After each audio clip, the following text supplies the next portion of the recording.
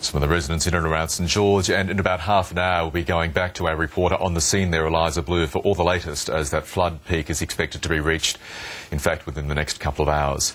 Let's move on now to a big overseas story, and Burma's pro-democracy leader Aung San Suu Kyi has been given official approval to run for parliament. Suu Kyi announced last month that she wanted to run in April's by-elections. Over the weekend, an Australian-organised business and cultural conference was held in Burma for the first time. Josh Frydenberg is a Liberal backbencher and the federal member for Kooyong. He's just returned from Burma and he joins us now from Canberra. Good morning. How significant is this move by Burma to allow Aung San Suu Kyi to run in April's poll? Look, it's very significant. Good morning, Karina. Burma is a major country in our region. It's got nearly 60 million people. It's the second largest country in Southeast Asia and has a mighty military of 400,000 people.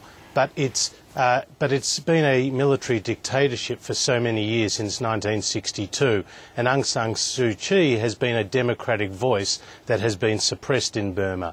She has announced, and her party, the National League of Democracy, that they will participate in by-elections to be held on April the 1st. These by-elections are for 48 seats in the Parliament. Now, 48 seats out of 660-odd seats is not many, but what it will do is give her and her party a foothold in the Parliament to extend their political influence. So I'm expecting her party and Aung San Suu Kyi to be very successful at the upcoming elections, and from there we hope that the country can move further down the path of economic and political liberalisation.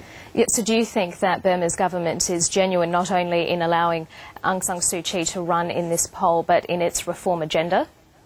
Look, I think you have to hope that they are. They have announced in the last year and a bit very significant reforms. President Thein Sein, who came to power in March last year, is a former Army General and he's a former Prime Minister. Since he came to power in March, they've released nearly 6,000 prisoners. They've liberalised the censorship laws and the labour laws, and they've set the date for this by-election.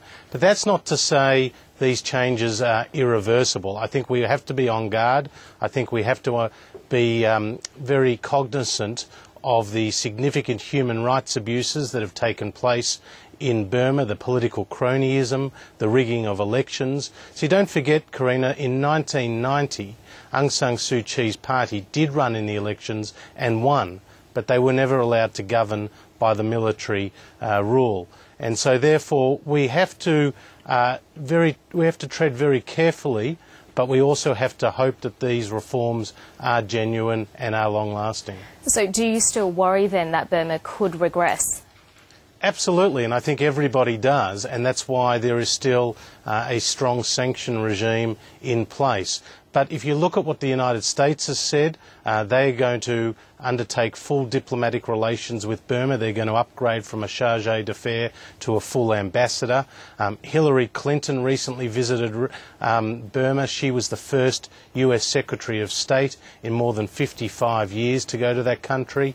William Hague, the Foreign Secretary of the United Kingdom, was the first person in that role to go to Burma in over 55 years, and Kevin Rudd and others have also been to Burma. So the international community is very focused on this window of opportunity that they can see in Burma. They want to encourage it. They want to foster these political and economic reforms, but we will also be on guard against any regression. You mentioned Kevin Rudd, the Foreign Affairs Minister. He's indicated that he'd like to see an official recognition of the name Myanmar as opposed to Burma. What are your thoughts on that? Well, look, that's a very vexed issue because we have in Australia and the United States and others have stuck to the term Burma, and it's a request of the current government that we move to Myanmar. I'm not so sure. I think we have to be in lockstep with the rest of the international community on this. Burma is a colonial, is a term from the colonial period, but at the same time the ethnic majority in Burma is the Burmese, is the Burman, and so that's where that term also comes from. So I think this is quite a vexed issue, Karina, and I think we just have to see what the rest of the international community is saying on doing on it. And just one final question. Parliament resumes this afternoon. There's been some contradictions between Andrew Robb and Andrew Robb and Joe Hockey over when a coalition government might bring the budget back to surplus. What are your thoughts on that? Oh, look, they've been absolutely consistent on one thing, which is that on the 2010 government financial figures, we will bring the budget back to surplus. And this is extremely important because Labor has a track record, the last 22 years in fact, of never bringing a budget into surplus despite all their promises. We, on the other hand, when in government, announced consecutive budget surpluses and left more than $50 billion in the bank for Labor to use when they got into power. So we have the track record, they don't, and we are expecting to introduce the fiscal rigour that Australia needs once we come into government.